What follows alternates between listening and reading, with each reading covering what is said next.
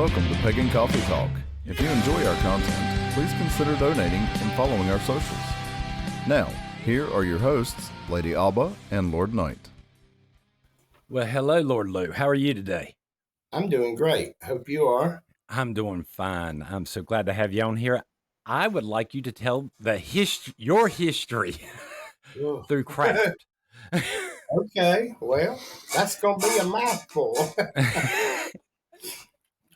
Well, way back in the day, in the 70s, I was a little church fella, and I went to church a lot. I had a really screwed up, dysfunctional family that I was raised in, and I went to the church seeking solace and peace. I got a little zealous. I ended up going to 3 different churches at once. I went to church Monday through Friday, once a day. I went to church twice on Saturday, and I went to church 3 times on Sunday. I was going to a Pentecostal church, an all-black, fire-baptized holiness church, and I worked with and volunteered with a Bible deliverance evangelist that went town to town in tents and community centers and auditoriums. And so that's kind of where I got my spiritual start. I needed some kind of balance because my life was just in shambles. Even though I was just like 18, 19, 20 years old, I was just not in a good place. But that really helped me. It got me out of my comfort zone. I started in the Baptist church when I found the more what they called the full gospel church. Yeah. Became more of an experience, not just showing up for church. Right. That part intrigued me. The more I studied, though, the more I got involved and become more aware of church history, then it kind of scared me away. I thought, well, most people don't know so much of the history of the church. How they decided when Jesus was born, how they decided when they would celebrate his holy day or whatever. It was so Right. it either had pagan undertones or it was just downright a lie, either way. And then when I got to studying and realizing that I didn't know anybody that followed the teachings of Jesus. Everybody I knew followed the teachings of Paul, who wrote most of the New Testament. And I thought, well, I'm not going to be a Christian. I'm going to be a Paulist if I'm going to be anything. But the more I studied about Paul, I thought, oh my God, he was a piece of work too. Yes, so he was. I began looking elsewhere. I had a cousin that was also in the church, and he and his wife and me and my wife, Barbara, decided we were going to go on a mission to try to find some spiritual truth that was not mired up in the hidden history of the church that we were all a part of. And so we began, in our only way of knowing how to deal with spiritual issues, we prayed. And we openly said, I don't know who I'm praying to, but if there is a creative force, I need guidance. And so that was what we did. And we prayed and we meditated, and things were starting to be revealed. Of course, this was before the internet. This was in 82. Right. It was before the internet, and you couldn't just go to the library and pick up a book on Wicca. And if you picked up something, it was from the perspective of the church.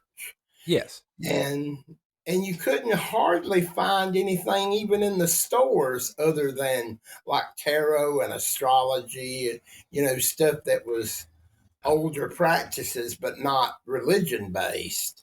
Right. And so, but we kept praying, we kept asking for guidance, and we were encouraged to create sacred space and create a circle and do our magical workings or our prayers or whatever we were doing, because we didn't know what we were doing, but we were going to do it there. Right. And because of that, we called it Circle of Light, because we created the circle and we sought the light. We were self-taught, but more than that, I guess we were spirit-taught. And so we just kind of did our thing, me and Barbara and my cousin Ricky and his wife Nancy. And it worked well. When we did stuff, it happened. Right. We decided, well, first of all, we didn't know anything about no Law of Three, no Wiccan Read, never even heard of Wicca. And so we were just kind of messing around, and we decided that we wanted to do a spell. And the reason we wanted to do a spell, because we wanted to buy a big old house so we could all live together. And so we went to this random house, and we said, oh my God, that's a wonderful house. Let's live there. And so we parked the car on the side of the road, and we walked up in the yard, and we picked up a couple of little rocks, 2 or 3 acorns and sticks. We took them home. We put it on our little makeshift altar. This was on the weekend. I don't remember the actual date. And within a week from doing it, we were moving in. And this was a house that had 3 families living in it. It was a huge 16-room house. It used to be a boarding house for the teachers of Parker High School in Greenville. And we moved in. They give us a rent for $60. We were very surprised that we got to come in like that, but that's how it worked. And we created a little 2 ritual rooms, one for me and Barbara, one for him and his wife. But we practiced together. We did magic together. Eventually, we closed Circle of Light, and me and Barbara moved out, and they were having some family issues. They ended up splitting up, so we kind of went on our own way. Later, we got involved with Lord Men and Gwydion Foxfire, and we created a coven with them called United Fellowship, and that was based on what we already knew. And we began taking the Gavin and Yvonne Frost witchcraft course from correspondence in the back of an old, I think it was like a detective magazine or a crime magazine. I remember Lord Men saying something about that. Yeah. Yeah. Kind of in the back of something. Right. Some kind of old magazine. There used to be romance magazines, detective magazines, and crime magazines. And they will always have an article about the Frost, an ad, since the 60s. Yeah. Anyway, we decided we were going to charter and actually have a church. At the time, there was a representative from North Carolina, Jesse Helms, who was trying to get a bill passed through Congress that no one that was involved in an occult religion would be allowed to be considered a religion. It couldn't be tax exempt. It couldn't be acknowledged as a real path. Eventually, that got knocked down, and he kind of lost all his momentum. And they made the decision and announced it on the news on Samhain, which I thought was absolutely hilarious. When we incorporated, because of what was going on, we didn't want to say that it was a Wiccan church because we knew that we wouldn't be accepted if that passed through. So the charter we got, we didn't lie. We just kind of give it to them what they could understand. Okay. We said that we practiced and believed in the way that Jesus taught, but not necessarily Paul. And that the only thing that Paul ever said that supported us was that 1 Corinthians chapter 12, I think it is, it talks about the gifts of the Spirit. And the gifts of the Spirit are basically the same thing witches do. And so that's what we said, that we practice those 1 Corinthians chapter 12 gifts of the Spirit. And it passed, and we got through, got our charter. It wasn't officially a Wiccan church, but we were trying to cover our basis and stay within the legality of it. So we did incorporate. We were studying their correspondence course from the Frost through the mail, but later we found that all those lessons were in a book called The Witch's Bible, and getting more understanding and more connected with community outside of the area here, realized that there was a big stink stirred over them calling their book The Witch's Bible as if it was the only way. But that's where we started, and we got involved in that. We did not kick out the beliefs and practices we had. We still, used them and connected with them, and we just kind of made it more eclectic in what we practiced. I guess this was in the mid-'80s. Our first practice was in 82. So the Frost, I think that was in the mid-'80s. Then come the 90s. And in the 90s, we connected with a group called Raven's Cry Temple.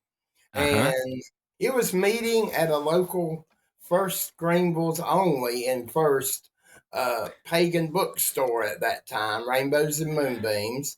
And so they started having crystal awareness classes, which ended up drawing a lot of people that were interested in pagan studies.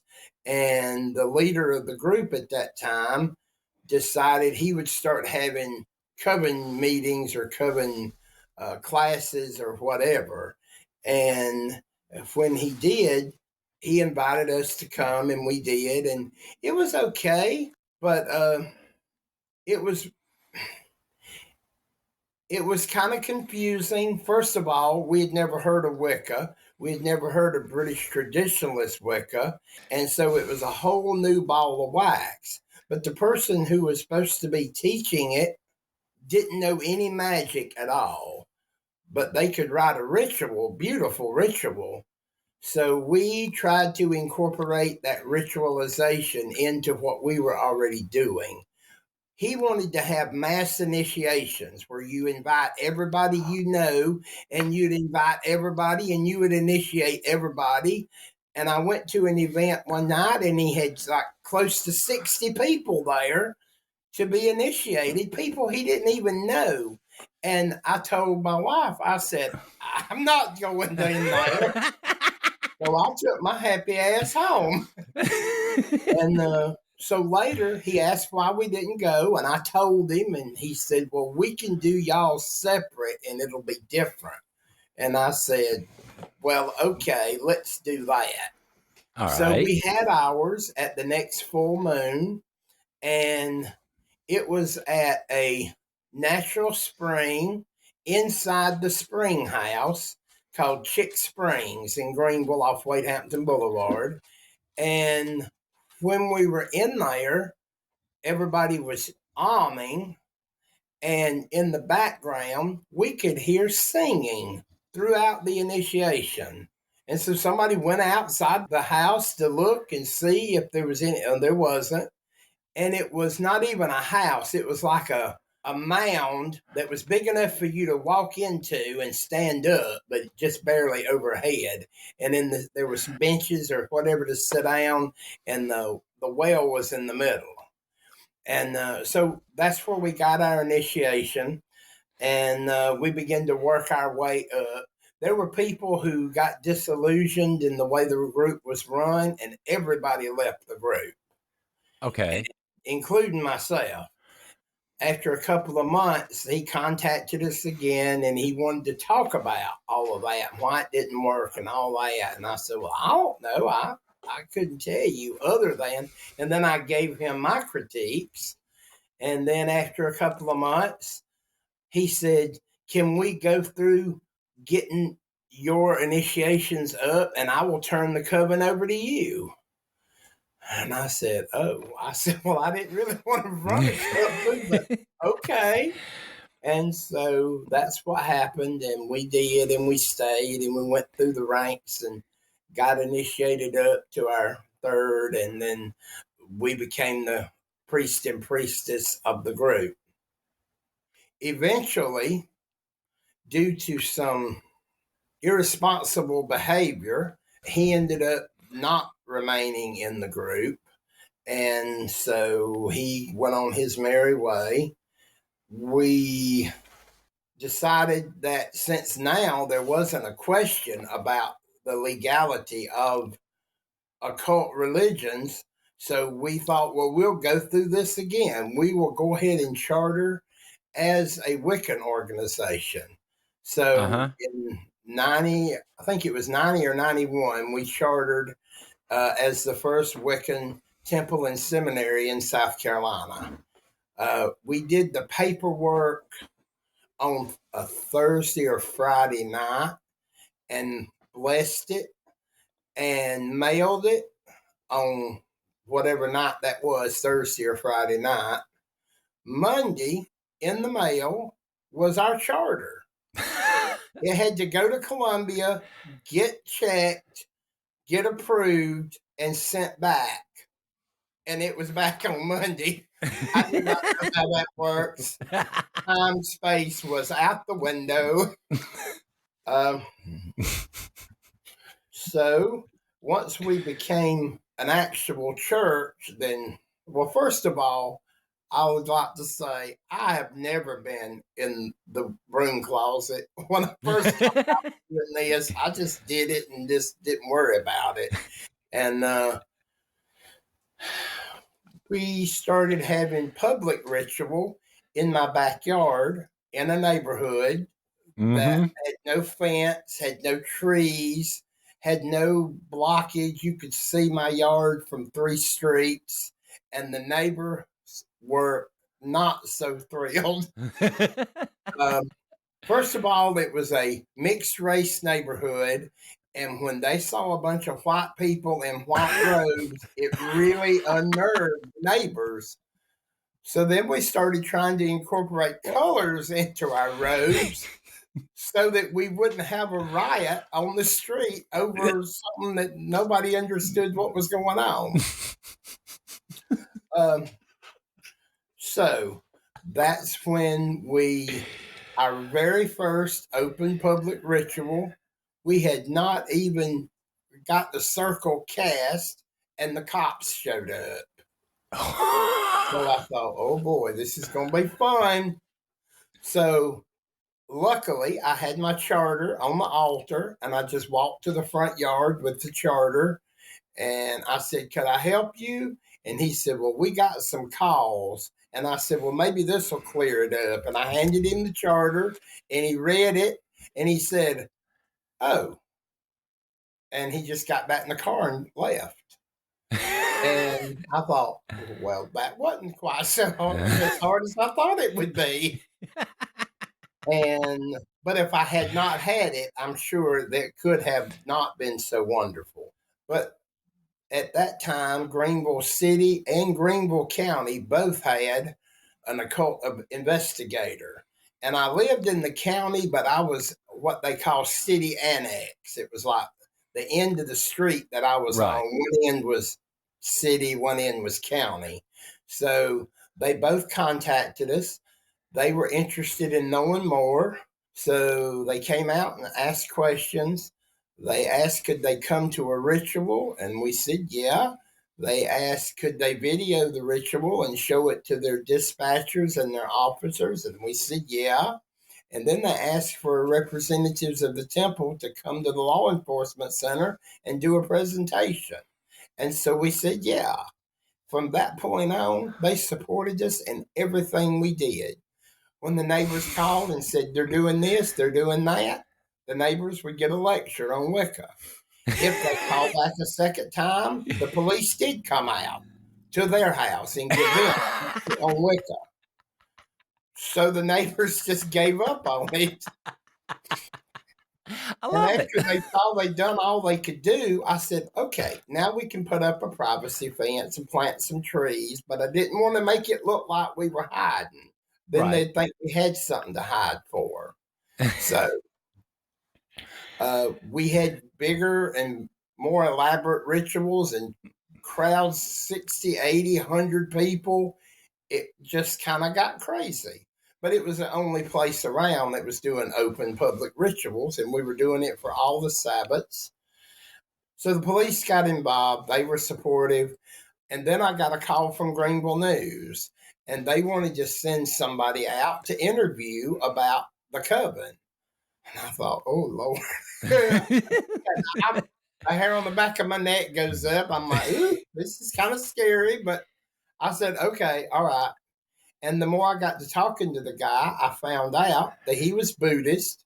He'd been in the South for a short period of time. The whole time he was here, people were always beating him over the coals over not being a Christian. Where do you go to church? And he said it was refreshing to be able to write a positive story about something that wasn't an organized mainstream religion. And that was what his zeal was about. And so he came out, he took pictures of us in robes, horns, anthems in hand, and gave our real names. It was kind of enlightening. But in addition to that, we told them about our dealings with the police and things like that. Well, they contacted the police and got a really positive story from the police. They also contacted Clemson University and talked to a history professor that did a class called The Witch Craze of the 16th and 17th Century. And then he contacted a religion professor at, I think it was USC Columbia, and they had nothing but good things to say. Not about us particularly, because they didn't know us. Right. But from the historical part of what we told them, they were supportive of that. And so they wrote a really, really big article. It was on 3 different pages of the Greenville News, and it started out on the front page of the Greenville News with pictures. And I went to work that next day, and Lord. where I worked, there was a newspaper box outside the door. And as I'm walking in to clock in, I see myself peeking out of the news box. I'm thinking, oh my God. I thought, how the hell am I going to deal with this? But I went on into work. I thought, well, here we go. Not one person all day long mentioned it, which I thought was really bizarre. They just smiled and nodded and never had any trouble there. But then we started getting, since we weren't in the broom closet to begin with, we thought, well, we'll just throw caution to the wind. So we started doing all kinds of stuff. We did an adopt a highway. We would pick up all the garbage, which is what you're supposed to do. Yeah. But we wouldn't just do like you're supposed to do. We took all the garbage back to my house and we dumped it all in the circle. And the whole coven sat around like a bunch of vultures, and we picked through every piece of it, and anything that could be recycled or reused, we picked it out, and we sent maybe 4 or 5 bags out of 30 or 40 to the landfill. We were able to recycle the rest of it. Then we started doing in-house classes in addition to all the Sabbaths being open. And then we created a correspondence course. And then we created a newsletter. And we started selling it at the local Pagan bookstore. And then we started doing newsletter swaps with other newsletters throughout the country, and sold a few subscriptions through that. We joined this group called the Wiccan Pagan Press Alliance, which is like the Associated Press for pagan publications. Well, Okay. it was in the 90s. I don't think it's even there now. But anyway, that we got involved in that. Well, this was just more than my new job that I had could stand. And so I got a certified letter telling me that I couldn't come back to work because I had been put in a as needed basis position from my full-time position. And there was no explanation other than that I wasn't allowed on the premises until they called me. And now that letter came in the mail a day that had already gone to work. And so the supervisor pulled me off the floor and said, oh, I was working in a psychiatric hospital too. Okay. But anyway, they called me into the office, wonder what I was doing there. And I'm like, well, I'm here because I'm scheduled and I work here. And they said, so you don't know? And I said, I don't know what. And at that time, the door opened and somebody said, Ken, you got a phone call. So I went to the phone. It was my wife. And she said, you got a certified letter from the hospital. And I said, okay, well, what is it? And she said, well, I didn't open it. And I said, well, open it. And it said the same thing that they were telling me. And so I said, so what's this about? And she said, there's no explanation. So I went back in the office. I talked to the lady, and she wouldn't give me an explanation. But she said, are you wearing a pentagram right now? Which I was, but it was inside my shirt. I said, I am, but what's that got to do with this? And she just started hemming and hawing and stuttering. And I said, oh, that's what's got to do with this. And so I thought, wow. And so they said, but you can still work here, but you can only come in when we have an opening in the schedule and somebody needs replaced, or, there's a hole or there's some issue or whatever. And I'm like, okay. Well, she proceeded, after telling me that, to take my name out of the Rolodex on all the units so nobody could call. But luckily, I had enough friends and support in the hospital that they were calling me every day. I was getting overtime. I was there more than I would have been there if they had just left me the hell alone. And they were not happy with that, I can promise you. But it was their rule. And so then they started all this just playing head game, well, you have to do this if you're going to stay employed, and you have to do that, and just kind of making it difficult. And so I just played right along. And I happened to be talking to the lady from the Wiccan Pagan Press Alliance on the phone. And she said, well, something's got to be done. And I said, well, okay. I said, whatever that means. And I said, I agree with that. I said, magically, we're working on it. And she said, no. She said, we're going to get this done right now. She said, write up this whole story and send it to me. I'm like, okay. Well, I did. And I put the people in the administration's name, phone number, address, and the whole kit and caboodle of all of it. And so she made that into an article, and she sent it and had it attached to every pagan publication in America and Europe, and requesting letters of support be sent to me and letters of complaint be sent to the Equal Employment Opportunity Commission and to the hospital. And they said any of the letters they want to send a copy of me or her, send to me or her, that we were welcome and accepting of that. Well, the letters started coming, hundreds and hundreds and thousands of letters. They started coming from everywhere. And the people at the hospital were kind of getting a little freaked out by that. But the fact that all these letters kept coming and I kept being at work every single day, at least when I was working my schedule, I was working second shift. So the administration didn't have to see me, but they were calling me in on days and all kind of stuff. And they were having to see my mug up and down that hall, and they were just freaking out.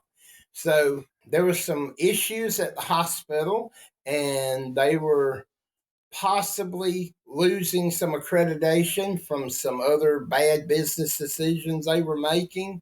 They actually came out and repossessed the medicine and the milk. It was bad. Oh.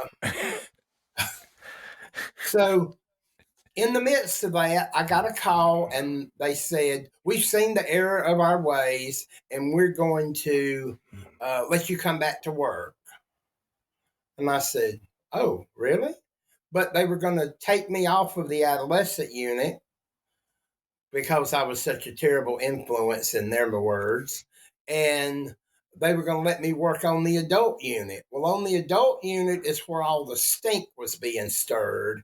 And I told them, I said, well, something in my spirit tells me that that's not a wise decision, so I'm not going to budge. When you can give me my job back, I'll take my job back, but I don't want to work somewhere else. And this was like I think this was on a Wednesday or Thursday. It was mid to latter part of the week. Well, I refused to go back to work other than just working like I was working because God has told me something was not right. And sure enough, on Monday morning, Greenville News had a story that they had lost their accreditation on the adult unit and they'd laid off all the staff. And if I went and took that job on Wednesday or Thursday, then I would have been out the door with all of them and they would have had nobody to question anything about. So they were not happy with that. And so I went to, at the chance that I wouldn't get to work, I went to the unemployment office to get a record of not being officially full-time anymore. And they sent them a list of reasons why I shouldn't be able to get my unemployment. Right. But it was mainly a list of days that I had been absent. And then they said there was insubordination. They could not tell the people who I was insubordinate to. So I called them to find out. Well, they couldn't tell me who I'd been insubordinate to.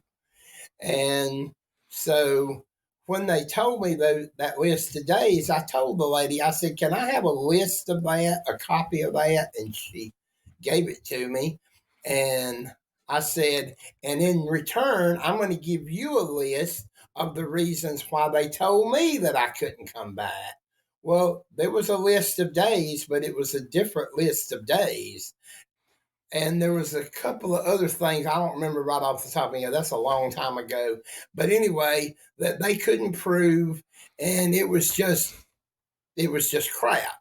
And so I said, let me go back to work the next time I go to work and do some homework. And because it was a long-term facility, the people there were there sometime for months or years. So I could go pull up the charts, and if I had a patient that I was caring for, I charted on that patient. So I went back to the charts and I looked at my list of days, both lists, and there was one of those days off of both those lists. There was only one day that I was actually out of work. So I wrote all that down and I called the lady at the unemployment office and I said, well, I just did some homework on the charts of the patients, and all those days on that list except one, I charted on patients, so I was not absent. And I said, and they can't tell me who I was insubordinate to either. And I said, and when I pushed the issue about the days being different, they said they couldn't tell me because they never pulled my days. So if they didn't know when I was there or not there, how can you fire somebody and report it to a state agency if you ain't never pulled the days?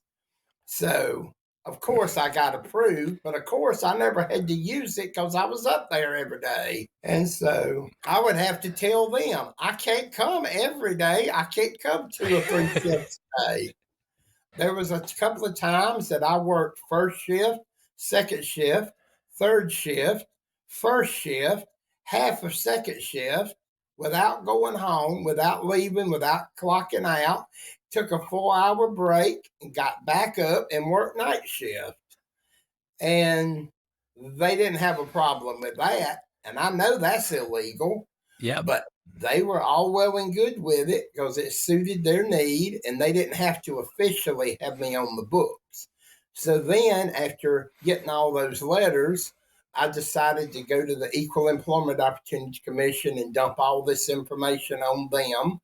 And so I gave them the double copies of the 2 sets of dates and the information that I found out about that. And then they contacted them, and they got a third list, completely different list with way more dates on it. And so the woman basically told them that they have the other 2 lists and that she knew they were full of crap. So they wanted them to send a copy of where they had pulled the records. Well, they told them right out, plain out, they hadn't pulled the record. Nobody knew. Nobody even checked. And the really crazy thing about all of this, South Carolina is a right to work state. You can fire somebody and just say, don't come back, and leave it. Right. But North Carolina's the same way. I was also in my 90-day probationary period. Again, another reason they could have just let me go. But they chose not. They chose to do it the evil, nasty way, and it paid off for me. Eventually, the woman who did all that got found out she wasn't even qualified to do her job in Boston. And then they finally said, okay, we're going to let you come back to work. And I just laughed and I said, so what kind of bullshit are you trying to pull this week? I said, because you're going to have to go a ways to beat the last one. And she said, no, you can work anywhere, any unit, any shift, any time. Just tell me. And I said, oh, well, that's different. I said, well, y'all hate me. I said, I ain't real thrilled with y'all. I said, let me work 16 hours on Saturday, 16 hours on Sunday. You never have to see me. I never have to see you. And this will be a moot point from now on. And they were all in agreement. Well, I was kind of surprised, but I went back and there were no issues. I thought, oh, well, this is different. And everybody was nice and supportive. And so there was a nurse on the adult unit and a nurse on the adolescent unit who decided they wanted to get married, and they wanted a medieval Renaissance type of a hand fasting and wanted me and Barbara to do it. I'm like, okay, well, that's fine. And so they gave me the date and the time, where to go and whatever. And so we went, and I got out. I had my little robe on, my little horns, and my little podium so we could go out. It was at the top of a mountain in Pickens County. Somebody had bought it and was building a huge house. And until they got the house built, they were living in a camper trailer. And they were going to let them use the land to have their hand fasting. And so I said, okay, well, that's cool. And so we showed up and we got her out there and we got out to the clearing where the hand fasting was. And guess what? They had invited the entire administration of the entire hospital that I had just gone through all that crap with. And here I show up in my red robe and my horns. And you could have just about had to pick their jaws up off the ground. But they made pictures and they shared them at the hospital. And everybody at the hospital was my best buddy after that. And I worked there for about 4 or 5 years after all that. Never had a problem. Everybody was, so supportive. And it was just a huge blessing. It was a headache to get through, and it took me a little over a year of fighting with them. But we won. I mean, not me, the person, but the cause of our people pushing forward during time of adversary. And so it was a huge blessing. But it also was a big learning opportunity. And it pushed my faith to a point that I don't think there's nothing that we can accomplish. That's when we got involved with being an activist in the community, trying to to help other people. There was a lady who was in a car wreck. She was from somewhere in North Carolina, and she was in a car wreck, and she was visiting her parents, and she was a student. She was a Wiccan student, but she was a student in college too. And so she had all those books with her. Well, her car was totaled. And so they took all her belongings back to Margaret Pardee Hospital in Hendersonville. And the people there had to go through her stuff, make sure there wasn't nothing dangerous or nothing, she could hurt herself with, or somebody else could, anything of value that might get stolen. And in that, they found all her witch stuff, at which time they threw all her shit in the floor and they stopped treatment, other than to give her what was specifically ordered by a doctor in their face. They didn't do anything. They would not bathe her. They did not comb her hair. They did not get the blood out of her hair. They did not get the glass that was still in her scalp. Nobody knew she was there but the staff, because her family hadn't even been notified yet. She was getting calls in her room saying, you're going to hell because you're a devil worshiper, and that this would have never happened to you otherwise. And so they gave her lots of grief, and they wouldn't do anything. So we gathered a few people, and we went up, got her cleaned up, got her straight, started a letter writing campaign to the hospital there, and also letters to the editor of the Hendersonville paper. Well, they printed the letters to the editor, and it stirred a stink. And Pardee Hospital contacted us and was very apologetic, and they really turned around the way they treated her. And she currently is a voodoo priestess up in Charlotte. So Okay. still have contact. She's a great lady. And but that was like our first time of like being active for something other than just self-preservation. Right. And but anyway, that's kind of got me started. We started trading on that Wiccan Pagan Press Alliance. We started trading newsletters with 35 or 40 other organizations that were putting out newsletters. So we were offering our information for free, and they were offering their information. And it just helped to solidify our stance and give us a little extra information, since we were still building our practice and understanding. That was in Ravenscry Temple that all that happened, but that was what it was chartered under, the temple name, but the coven name was Hearthstone. So a few years later, I guess mid 90s, we went to the first ever Blessed Be Meet Me in DC pagan gathering that was on the mall in DC and at the Jefferson Memorial. And we made the trip. We had a student that had started her own group that was up there, and we went to meet them, and we all was going to the event. Well, the day we got ready to go, Barbara, my wife, got so sick she couldn't even get out of bed. She couldn't stand up. She didn't want to talk. She had a fever. She lost her voice. She was sick as a dog. And so I said, well, I'll stay here with you. And she's like, no, go ahead. She said, it's better if you go. So I went. And during the day, the goddess visited her and made her feel better, and made her get up out of the bed, and made her get a notebook. And she said, okay. Oh, well, first of all, I guess a couple of years, or 3 or 4 years into the Hearthstone group, Barbara decided that, well, Barbara and I together decided we were the only group that was doing anything public, and nobody else was doing it.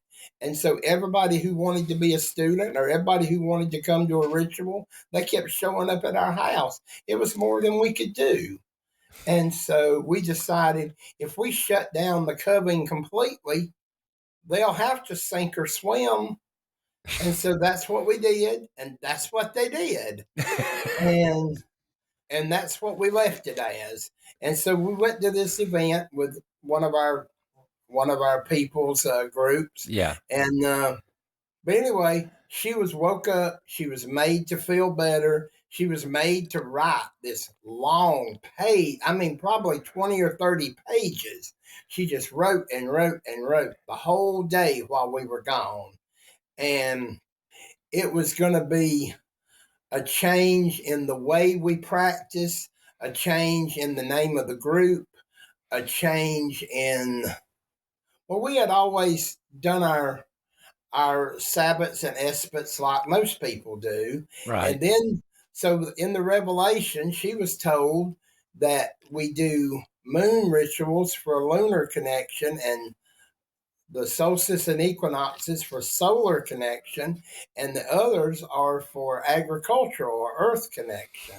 And so in her, I guess, speaking with the goddess, she was told to align her lunar, since the moon was connected to the earth, to align the lunar alignment with the agricultural alignment. Mm-hmm. So during the first part of the year, we would do new moons. And then, say, from Imbolc to Beltane, we did new moons. And from Beltane to Samhain, we did full moons. Okay. And then from Samhain to Imbolc, we did dark moons. And that was a pretty important thing, and it altered our magic quite differently because you were connecting the moon with all the daily mundane things you were doing in alignment with the agricultural cycle or the earth cycles, which was pretty. But anyway, a whole bunch of different stuff, and the name of that group was told to her, and she had to look it up to figure out what the heck it was. It was Tuatha de Kirshi. Mm-hmm. And as she's writing, she keeps trying to say, but I don't have a group.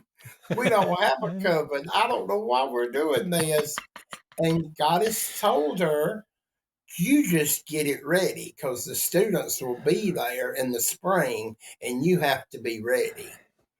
And that was kind of interesting, but she's like, okay, well, we'll do this. So she got everything together, and randomly on that next spring equinox, come a star, there was a tap, tap, tap on the door. And it was somebody that I had not seen in probably 10, 15 years. Showed up with their wife that they'd newly got married to, who was having a crisis of faith. And he told her, he said, well, this is where I got help when I was having a crisis of faith. And so, and the only reason he had not been involved in the coven previously, because when I first met him, he was like 16. And so too young. And the parents certainly wasn't going to approve it. But anyway, he went to service and he left the state and he was here and there and everywhere. We kind of lost track. And but then when the time come, he brought her and it was on a star, just like the goddess did. And so the temple was again open. Now, we didn't do completely open rituals then because we didn't want to get all that started. but we did have, people we knew we would invite, and continuing to deal with the community more, but like I said, not having open rituals. And at that point, my wife had gotten to an age where she was ready to crone.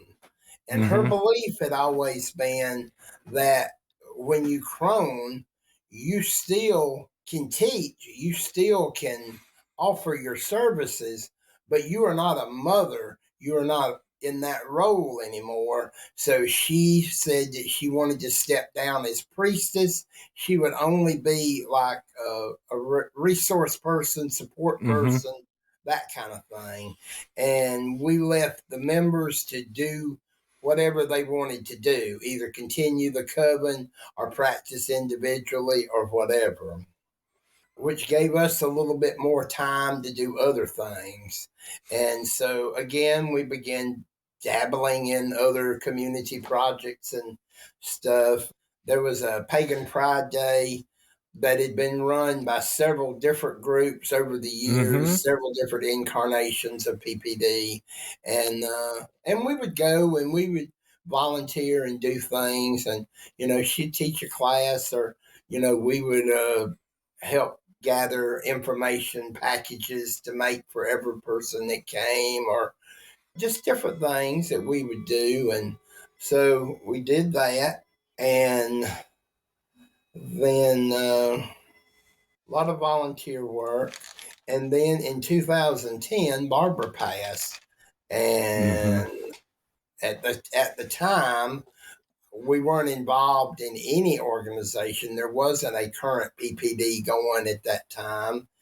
Well, there was one. I'll take that back. There was one.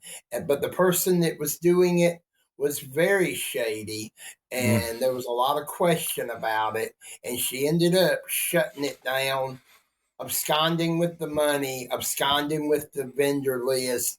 The whole thing was gone. Yeah. And there was another priestess that decided she wanted to try it. And so she started trying to put it together. And they said, well, the last person kind of did their own thing. So there's nothing for us to pass on to you. No money, no list, no nothing. So the only way you can do it is literally start from scratch. And so she started doing that. And she asked me, would I help out and be on the board? And I agreed. And so she gathered a whole board, and we started creating a current PPD. First one was in 2011, and we had it at the Greenville UU Fellowship. After getting involved with that, being on the board and helping plan things, I also made a contact on Facebook, of all things, an organization called Greenville's Interfaith Forum. And it was for people meeting from all different religious backgrounds and faiths. And so I contacted them and talked to them. They'd never had any dealings with pagans or Wiccans or none of that stuff. But they welcomed me as the first one, and they allowed me to get on the board and help make decisions. And so I worked with them for several years. Eventually, that organization, a lot of the founding members kind of got too old to do whatever, and the group was a little bit outdated. They were not very computer friendly, and so there wasn't a whole lot done in order to build like a new generation of people to kind of run the show. So eventually it folded. Now, and I cannot think of the name of it, but I've recently, like in the last year, come across another more pagan inclusive interfaith organization, but I have not had too many irons in the fire to actually get involved with that one at this point. But it is on my to-do list. Let's see. So after we did PPD for a few years, every once in a while a question will come up, or there'll be some kind of little something that you need some support from the organization. And so we would try to do that and go through the right protocol or channels, and never got a call back, never got an email back, never got a phone call back, never got a Facebook message, never got anything. They'd say, you need to do this. And then that would be the end of it. And you'd try to find out or get clarification. No response. And so we decided, well, if we're just going to be flying by the seat of our pants and making it up as we go because nobody's helping us, then we might as well just be doing it. Because the way it goes now, they tell you how far apart you have to be from the next person that's doing one, and you have to only have it between Mabon and Samhain, or just all harvest related, and that's the only time. And there's just all these rules. And the way that they originally told us to do all our paperwork, since we were under their charter, we had to do all our paperwork for finances and send it to them. And we did every year from 2011 to 2019, or whenever we stopped dealing with them. And the reason we stopped dealing with them is because they said, oh, by the way, we're changing that.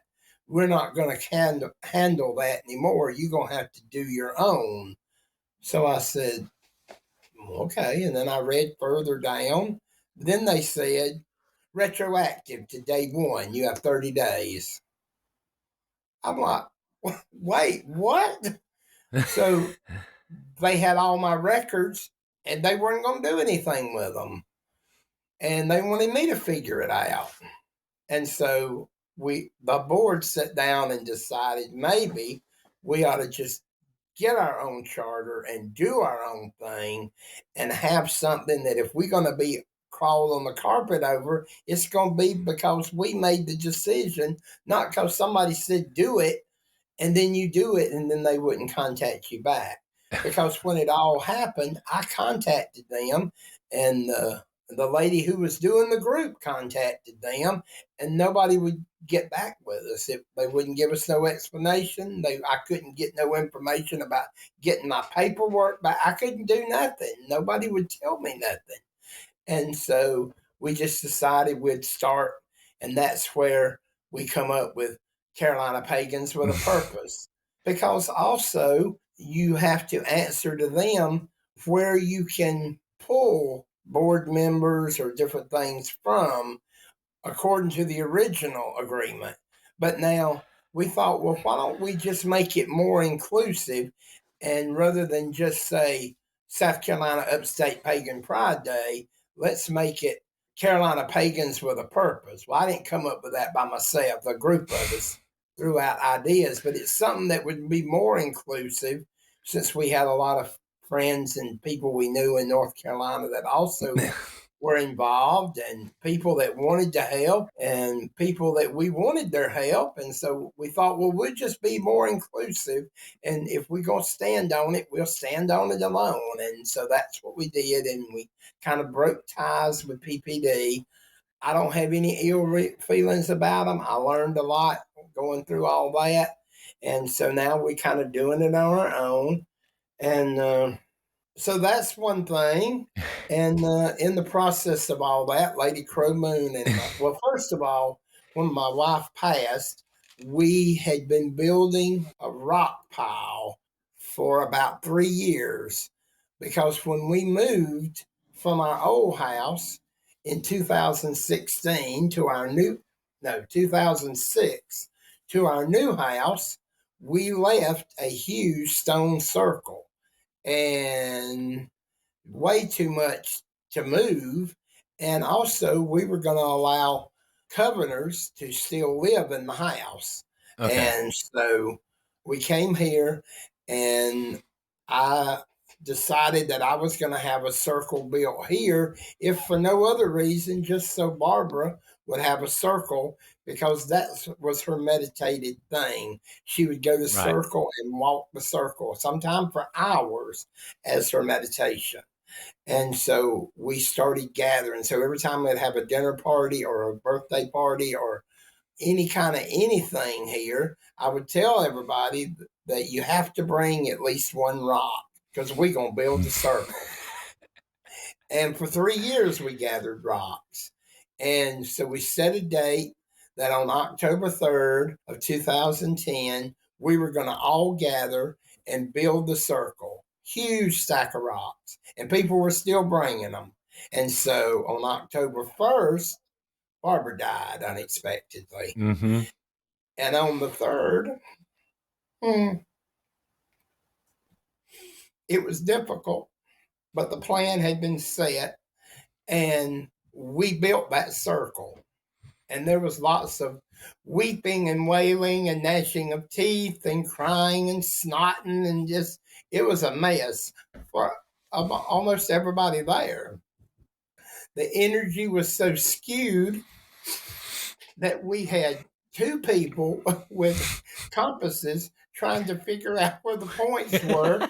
And the compasses were just totally just spinning. And so we just had to, I said, well, over there is where the sun comes up. That's all I can tell you. And we did it by that, because none of the compasses would work. And we built it. One of the most touching things I saw is little children bringing their own stones. And a crippled lady who couldn't walk asked her family to physically lay her on the ground so she could place her stone so they could pick her back up and put her in a wheelchair. Very powerful. Mm-hmm. But the circle was built, and I asked the community to help me to bless it with energy, all kinds of energy. So I put out a call on Facebook that said that it was going to be a community circle, and I wanted everybody to use it. And so I began to actively seek people from all different faiths to come. So we had a Druid ritual and a Celtic ritual and a Norse ritual and a Dianic ritual and a Voodoo ritual and a Native American ritual, and just everything. So I wanted it to be blessed for an entire turning of the wheel. So after those first 8 Sabbaths, I still had people contacting me. So I'm like, okay, well, that's fine. And so we kept doing it. So the second year went by, and then the third year started, and then it started getting less and less people that were, contacting me. So Lady Crow Moon and I sat down and talked, and she was not running a group at that time. She was kind of on sabbatical. And so we decided that not to have a coven, but just to provide worship for people who didn't have a place. So we decided to start doing at the community circle all the Sabbaths. Again, all the Sabbaths were open, and we would provide ritual. And also, because I've got room here, we started doing our Carolina Pagan with a Purpose meetings here sometime. If we didn't have a place, we'd do fundraisers here. And so we were just getting more and more involved in the community. And then the community circle brought people from all different faiths and all different facets of paganism, made lots of good connections with people, created a unity event where we made a giant dream catcher, and we asked people from all these faiths to come and bring their trinkets or amulets or feathers or stones or jewelry or whatever, and we were going to weave it into the web. And it was about, I guess the circle was probably 4 or 5 foot across, and so all this stuff was woven into it, and then it was tied to a rope, and the rope was thrown up in the tree, and we pulled it up so the unity web hung over the center of the circle, and it had all these things in it, all this energy. And then we did energy raising and imbued it with that as well. And then after a year or two, we took it down. We took all the stuff off. We put it in a bag, a leather pouch. We asked for, put another call out, had more unity, another unity ritual. And we had people come, and we did that again. And we reignited that unity community feeling. And after we got all the new things attached, then we attached to the bottom of it the leather pouch with all the original stuff in it. And then after another year or two, it started looking kind of peachy, so we did it a third time. So the purpose is we just gonna keep doing it as long as we need to do it, and we can have a peace pole where people have painted the word peace in all these different languages, and just trying to bring people together. Of course, the human element, there's always going to be people that push against it, but you can't win in a situation like that by becoming equally aggressive or equally confrontational. So we just have tried to incorporate as much as we can into making sacred space what it's supposed to be. And we have a lady who has agreed to do the Astar ritual. I know she practices Celtic Wicca, and I also know she practices McFarlane Dianic. And so I don't know what her ritual is going to be like. She has not gotten back with me with all the details, but she's wanting to do it and have some kids' activities and stuff like that, which we've done before, and it's great. And so I'm looking forward to it. So my goal is just to try to further paganism in whatever way I can. It's not like I'm doing nothing great, but I'm just hanging on, doing what I can, and planting seeds where I can. And like a lot of this work, you don't always know the repercussions of things that you've done, and it shows up much later. I've been blessed to see that on a number of occasions, going all the way back to getting the house, all the way back to when I bought my house here. I bought it completely delusional. First time I bought a house, I did not know. I got a call and said, okay, we're going to closing. All you got to do, and she told me what I had to bring to the closing. And she said, and don't forget your down payment. Well, I had already forgot my down payment. I said, I had bought a car 3 weeks before. I had no cash. I didn't have $10. And I thought, how the hell am I going to put down a down payment on another house? And eventually, I decided I would contact. I know that you get a penalty, and I know you have to pay it back, but I thought, well, I'll get some money from my retirement savings from work. And so I called work, and it was like 3 days before I had to actually take the money with me. And so I called work and I talked to my benefits person, and they said, well, you have to pay it back. You get a 20% tax penalty if you take it out, and you got to pay it back. And she told me all this stuff, and I'm like, ugh. And I said, well, I guess I have to do what I have to do. And she said, what are you doing with the money? And I told her, and she said, well, that's under a different clause. She said, for deaths in the family, kids going to college, buying a new house, things like that, you can get it without the penalty and without paying it back. And I said, well, that's what I want to do. I said, what I got to do? And she said, well, I just got to fill out some paperwork. And I said, how much can I get? Because I'm trying to figure where I'm standing on having to have money in 3 days. And so she said, well, hold on. And she said, I can't tell you right now. I'll have to send this in and have to let you know. And I said, well, can you let me know by the end of the week? And she said, well, I hope I can. And so I think it was the very next day, she called me and she told me that it was approved and that I could get X amount of dollars. And when she said it, I knew that it was right. I knew that it was a purposeful thing. It was within $10 of what I needed to pay my down payment. And I thought, well, yeah, I can't get no better clarification than that.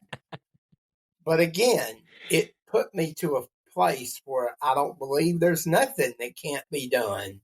2 years ago at PPD or CPP or whatever, there was a hurricane coming up through South Carolina and was going to hit on the day of the event, and it was going to hit Greenville. And we just decided to pray that that was not going to be an issue. And we didn't get the first drop of rain. We didn't get the first wind. It just turned and went back out to sea, and nothing was done. And it was perfect. And everybody else was freaking out, but we just pushed right on through. God is just blessed. And at the end of the day, just before we started our musical guests, which we usually do at the end of the day, at the end of the day, right before the music started, there was a huge rainbow over the altar. Over the stage. And so I knew that was the message. We survived it. And so Goddess has been good. I've been doing this since 82. That's, Lord, that's a long time.